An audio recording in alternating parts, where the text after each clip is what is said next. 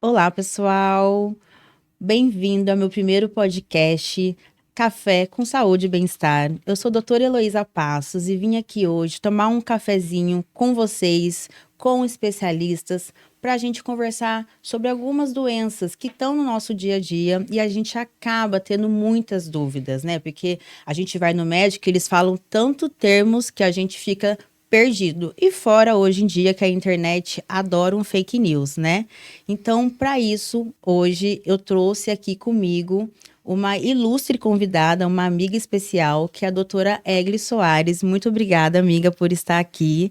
Muito prazer, né, de ter você comigo aqui no meu primeiro podcast. Confesso que estou um pouquinho nervosa, mas vamos lá. E para falar sobre todas as suas qualificações, eu tenho uma cola aqui, tá? Bom, a doutora Egli Soares, ela é infectologista pelo Hospital Heliópolis e atua hoje no Hospital das Clínicas de São Bernardo do Campo, no controle de infecção hospitalar. É também chefe adjunta da residência de clínica médica da Secretaria de Saúde de Mauá e infectologista na Rede DOR e tem o seu consultório, né? E só um adendo, né, pessoal? Além de tudo isso, ela é a mãe do Theo, um bebê maravilhoso e uma esposa exemplar, né? A gente quando fala que mulher, ela coloca o casaco de Mulher Maravilha, a gente não tá brincando, né, amiga?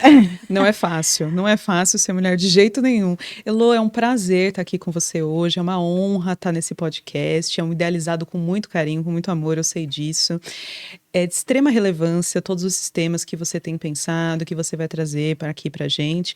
E é uma honra estar aqui junto, ser convidada para esse primeiro episódio, é uma honra imensa, imensurável. Muito obrigada. Obrigada eu. E olha, como a gente se conhece, né? Eu trouxe 2 canecas, gente, aqui, ó. Mostra ali pra câmera, amiga, que representa, né? Tô medicada, mas não abusa. E Rivotril, Cacacry e Help, né? Porque a gente não vai falar sobre saúde mental, mas a gente sabe que nosso dia a dia é uma saúde o nosso mental. tema. É a nossa vida. Bom, mas falando sério agora, hoje a gente vai falar sobre um assunto muito importante, que já foi pauta, já foi discussão e até motivo de fake news aí na internet, que é sobre o HPV, né? Que é uma doença que atinge principalmente os adolescentes, que vem de uma forma em ascensão, por mais que temos medidas públicas para tentar frear isso, mas ainda tem uma certa resistência. Então, amiga, vamos começar, né, do início. O que seria o HPV? Então, o HPV, na verdade, é um vírus, é uma sigla, então a sigla é HPV, é papiloma vírus humano. É um vírus que é bastante frequente, bastante presente na população, é classificado como uma IST, então transmite basicamente pelo contato sexual. O HPV ele é muito prevalente na população e a gente tem algumas formas que podem vir a se tornar um câncer. Então, câncer principalmente colo de útero, na sua maioria, genital, pênis, ânus, nasofaringe. Então, é um vírus de extrema relevância para realmente a gente discutir.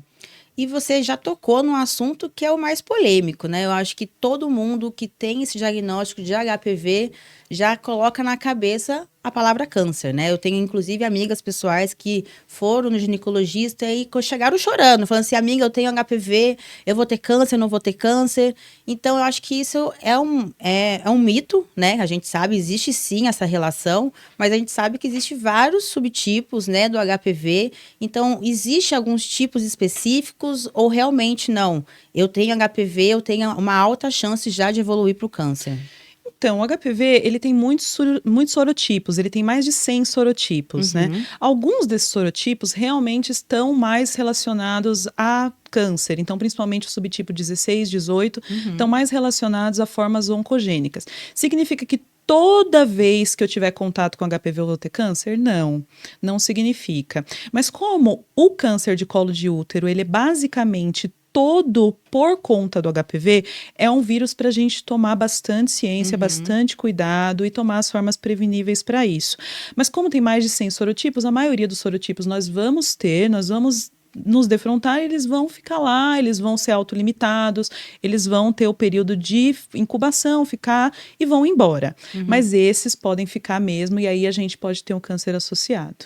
Então, existe, né, exatamente que nem você falou, os subtipos, que são os mais específicos, e também a maioria das vezes a gente é assintomático, né? A gente é um transmissor, mas a gente acaba não efetuando realmente as lesões, não vão aparecer as lesões. Existem lesões específicas do câncer ou não? As lesões, sim, elas têm lesões que são mais sugestivas de HPV, então as verrugas principalmente. Então, quando a gente procura as verruguinhas, podemos ser assintomáticos mesmo, isso pode ser, a gente vai ser, mas algumas verrugas são chamadas de atenção, a gente precisa olhar para elas, e os condilomas, que são aqueles conglomerados de verrugas, ficam bem grandes, as lesões ficam mais escurecidas, esses também são lesões precursoras. Então, o câncer relacionado ao HPV, ele conta pra gente que tá vindo, ele mostra pra gente que tá vindo, e às vezes a gente precisa procurar por ele. Porque a gente se apega, né, gente, às vezes a lesão vaginal, mas existe lesões em outros lugares, né? Pode ter lesão na cavidade oral, na parte anal, né? Existe as pessoas, a gente sabe, né, gente? Não vamos falar que não, o sexo às vezes é muito colocado dentro de uma caixinha, né? E aí quando fala é só o sexo vaginal, mas não, existe o sexo anal, existe as preliminares, então o HPV vai estar presente em todos esses tipos aí que vai ter a chance de contaminação. Pois é, o HPV, ele é muito transmissor, então a gente entrar em contato com ele, muita gente ao longo da vida vai entrar em contato mesmo com o vírus. O vírus, na forma da verruga, ele é altamente transmissível. Então, onde a gente tiver contato, então com aquela lesão direta, a gente pode ter a lesão também. Então, realmente, é como você falou, região oral, região faringe, ânus, vagina, colo de útero. Então, todos os lugares que tiverem contato ativo, pode sim ter lesão precursora. Perfeito. E o importante, eu acho que a gente começar a comentar aqui, é sobre esse rastreio, né? Porque nós, mulheres, a gente já tem uma educação desde menina, né? De procurar ginecologista quando a gente fica mocinha, né? Existe, né, a educação da saúde de fazer os exames de rotina, o Papa Nicolau, tem a partir dos 25 anos de idade, né? Que a gente já começa a fazer anualmente. Então, tudo isso aí vai nos auxiliar a ter mais contato com o médico, de pesquisar e ter, às vezes, até um diagnóstico mais precoce. Mas no caso dos homens, que já têm o medo, né? Os homens, não pode ouvir a palavra médico que já sai correndo. Neles, a gente não existe uma rotina específica, né? Pois é, não existe uma rotina específica, também não existe uma recomendação científica séria da gente investigar esses vírus antes de ter lesões precursoras. Justamente porque a gente tem muitos sorotipos e nem todos estão relacionados. Então, é muito comum que a gente esteja no consultório, por exemplo, e chegue uma pessoa e fale assim, olha, eu vim com esse PCR positivo, eu vim com isso aqui positivo, essa sorologia positiva. Isso não necessariamente quer dizer uma lesão precursora, isso não necessariamente quer dizer um subtipo oncogênico, tá?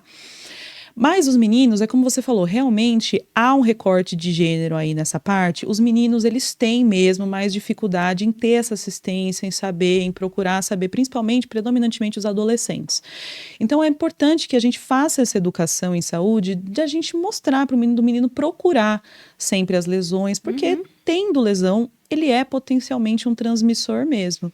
Né? E também pode ter o câncer. Então, quando a gente fala sobre isso, a gente não está falando só sobre meninas, a gente está falando sobre meninos também. Então, eles podem ter lesão no pênis, eles podem ter câncer de pênis, podem ter câncer de anal. Então, a gente precisa procurar. Nas consultas de rotina, em alguns grupos de meninos e tudo mais, a gente procura lesões ativamente. É muito importante isso mesmo. Num grupo, por exemplo, um imunodeprimido. Pois é, um imunodeprimido, um homem que faz sexo com homens, certo. Alguém que já tem lesão. Então, nesses grupos, a gente precisa aprender e precisa ser mais ativo na procura de lesões mesmo. Só para explicar, né, imunodeprimido pode ser um paciente portador de HIV, pode ser pacientes que usam corticóide, pode ser pacientes que têm uma doença autoimune, que já vai ter aí a nossa rede de defesa mais baixa, né? Exatamente. Então, nesse grupo específico, a gente tem que fazer uma pesquisa mais ativa. Pois né? E a gente não tem um Papa Nicolau no homem, por exemplo, mas a gente tem outras ferramentas. A gente tem anoscopia, a gente consegue ver a parte de dentro, um pouco da uretra em alguns exames. Então, algum rastreio realmente a gente tem. A gente só precisa ser um pouquinho mais ativo em procurar as lesões. É importante, né? Porque eu acho que aqui, ó, vou até olhar pra câmera, porque, olha, os meninos acham que não vai ter problema, mas tem sim, tá, gente? Existe o câncer de pênis que também vai ser causado pelo HPV. Então, quando a namorada, né, ou o parceiro tem o diagnóstico de HPV, tem que fazer a pesquisa de todos os outros tipos de lesões, que nem a doutora Egli falou, para poder pesquisar e, se for necessário, o tratamento, né? Exatamente. Bom, falando aí em tratamento, eu acho que também é uma dúvida das pessoas se existe ou não cura do HPV, porque é uma doença viral, né? Uhum. E se eu tive, vou ter pro resto da vida, como é que funciona? Pois é, alguns é um vírus mesmo, e a maioria dos subtipos, eles vêm, eles ficam durante anos, então 1, 2 anos e vão embora, são autolimitados.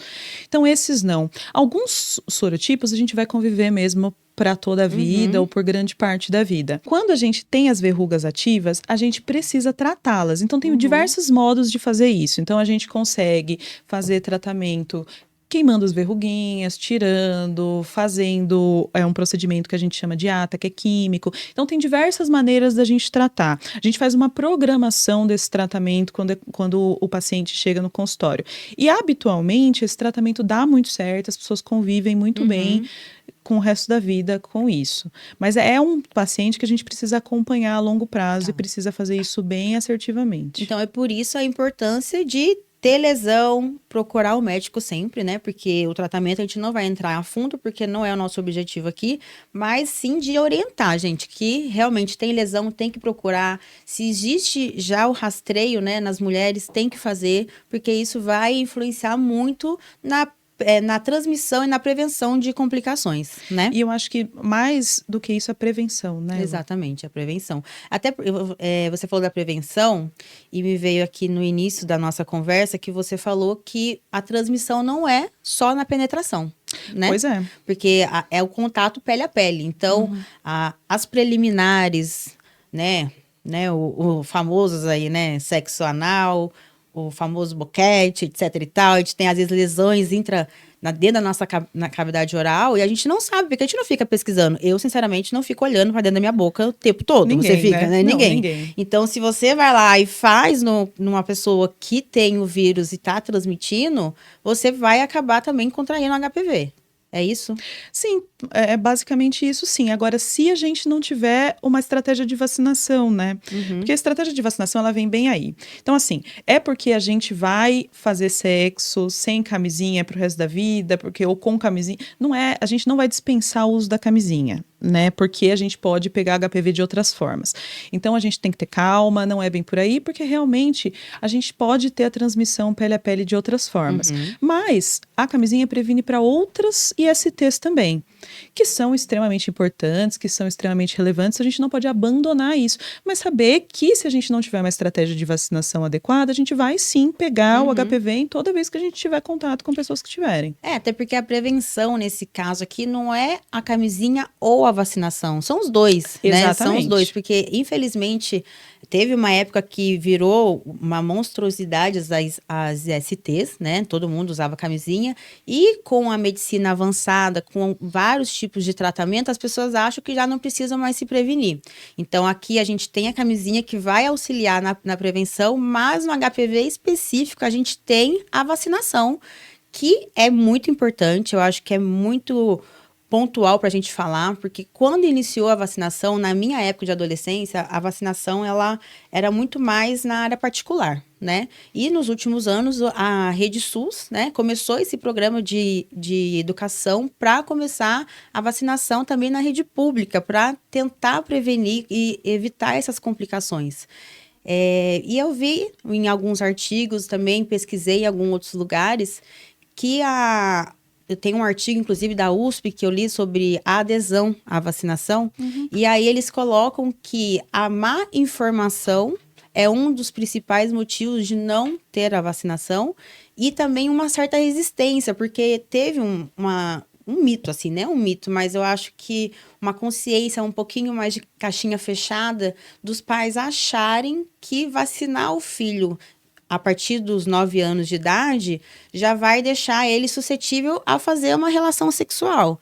Sendo que não é a vacina que vai fazer isso, né? A gente tem aí as redes sociais, né, cada vez mais expostas, outras coisas, né? O próprio convívio com outras crianças, adolescentes que vão ter aí. E a rede veio para essa vacinação porque a gente sabe que nesse início de relação com o namorado, com a namorada, começa já, às vezes até na preliminar, e você já vai começar a ter o contato com o vírus. Então, quanto mais precoce a vacinação, melhor para você se prevenir.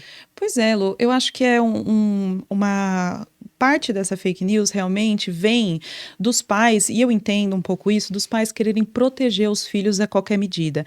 Eu sempre costumo falar, isso é uma coisa que eu já vi outros colegas falando, já vi em redes sociais também, que é o seguinte, se a gente pudesse curar o câncer, a gente não curaria? Sim, se a gente tivesse uma forma da gente proteger os nossos filhos do câncer, a gente não faria qualquer coisa para proteger? Com certeza. Pois é, a gente tem, que é a vacina do HPV. Uhum.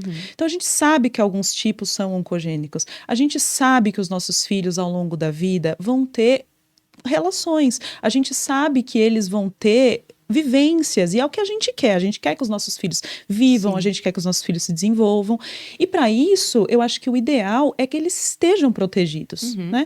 Porque a gente confia nos nossos filhos e espera que eles tomem boas decisões, mas a gente também não sabe com quem, quando, como eles relacionam, qual é o histórico desta pessoa, também é impossível saber, e é um vírus que passa muito, né?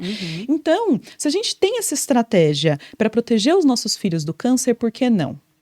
Então, isso, assim, eu acho que é a base da nossa vacinação. E a vacinação, ela é feita justamente nos adolescentes, nos pré-adolescentes e nos adolescentes, justamente para que a gente consiga proteger eles antes de terem contato com esses subtipos. Por quê? Porque os subtipos que causam do HPV, os subtipos que são tanto a nonavalente quanto a quadrivalente, elas são abarcadas os subtipos que têm maior possibilidade de ter câncer.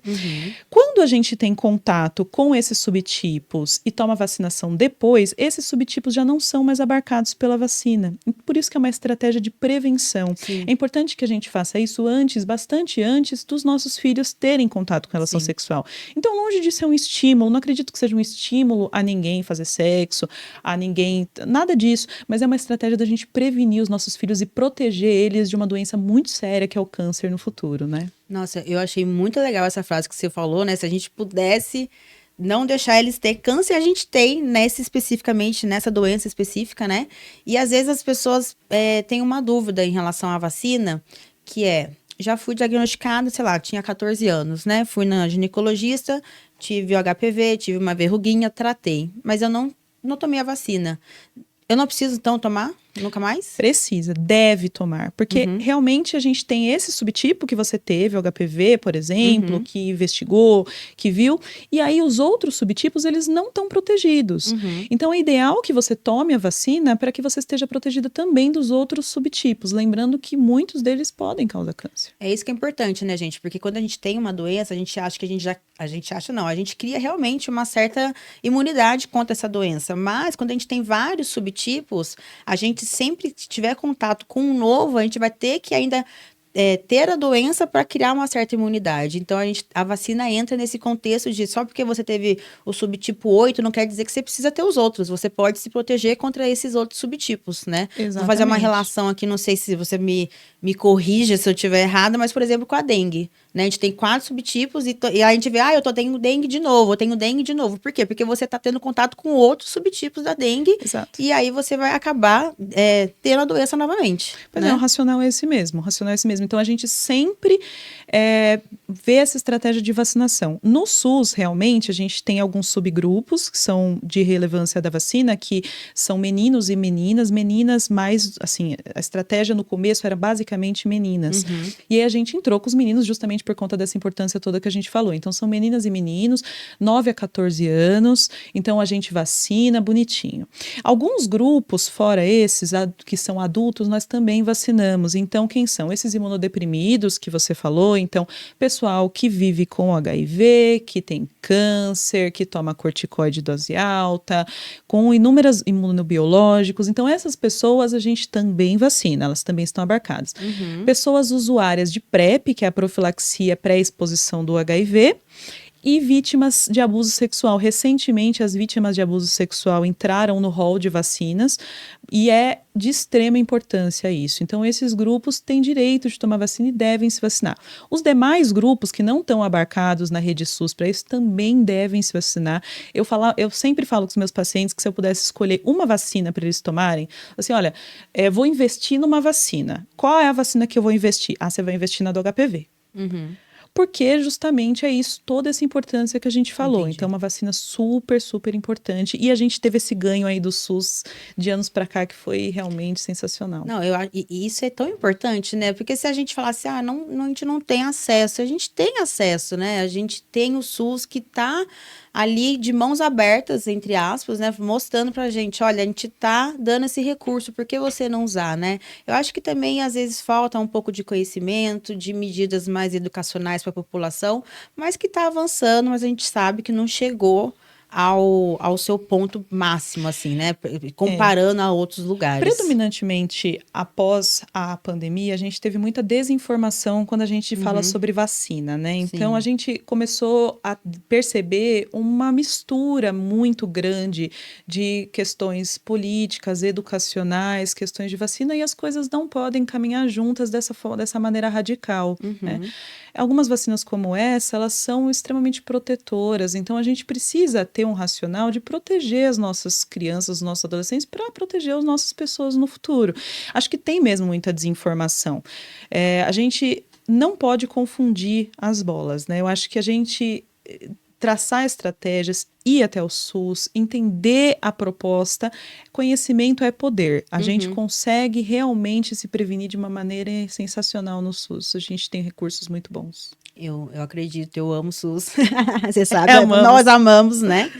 Como médicas, nós amamos. Então, só para finalizar esse ponto da vacina, amiga, vamos só recapitular, então, né, as indicações, que seria para as crianças de 9 a 14 anos, certo? Meninos isso. e meninas. Pela rede SUS, tá, gente? Na rede particular, aí você pode fazer a vacinação conforme você escolher junto com o seu médico. E nos pacientes imunodeprimidos, né, que entra HIV positivo, uso de corticoide, doenças autoimunes e o uso de PrEP, né? Isso, e vítimas de abuso. E vítimas de abuso que entrou recentemente, igual você falou. Exatamente. Só para dar uma introduzida aqui, porque você falou sobre PrEP. E é engraçado que essa semana eu estava falando com uma amiga minha sobre PrEP, que eu tenho um amigo meu que faz uso. E as pessoas acham que PrEP é para todas as ISTs, mas não, né? Não. PrEP é uma profilaxia, está dentro do que a gente chama hoje em dia, na infectologia, a gente fala muito sobre prevenção combinada, né? Então, uma estratégia de prevenção combinada, junto com outras coisas, para a prevenção do HIV especificamente. Ah, tá. Então, para as outras ISTs, a gente tem algumas outras estratégias também, junto à PrEP, mas a PrEP especificamente é para o HIV, para a prevenção do HIV. Eu acho que dá um bom podcast. Com certeza, Nossa, esse é um amiga, tema eu acho relevantíssimo. que seria de extremamente importância aí Também a gente acho. fazer um novo canal, um novo episódio falando sobre PrEP, porque realmente é um pouco desconhecida, é uma palavra nova para muitas pessoas, tá? E eu acho que hoje deu para entender bem o HPV, né, gente? Eu acho que a gente falou sobre a transmissão, sobre o que é o HPV, sobre como a gente faz esse rastreio, sobre as lesões. Um pouco introduzimos o tratamento ali, né, se existe ou não, mas o nosso foco aqui, gente, é sempre a prevenção, né? A gente é acostumado, tem uma educação muito na área da saúde de ir direto no médico quando tem a doença, mas a gente não faz a prevenção, a gente não tem muito essas medidas de educacional mesmo, né? Eu vou fazer rastreio, não, eu vou esperar ter uma verruga para ir procurar o médico e não é bem assim, tá? Mas foi esse o nosso podcast de hoje. Eu espero que vocês tenham gostado. Muito obrigada, amiga. Amiga, eu queria que você deixasse aqui o seu contato pessoal, o seu Instagram, o que você tiver para aquelas pessoas que têm doença, que têm dúvidas e precisam de um infectologista perfeito que nem você.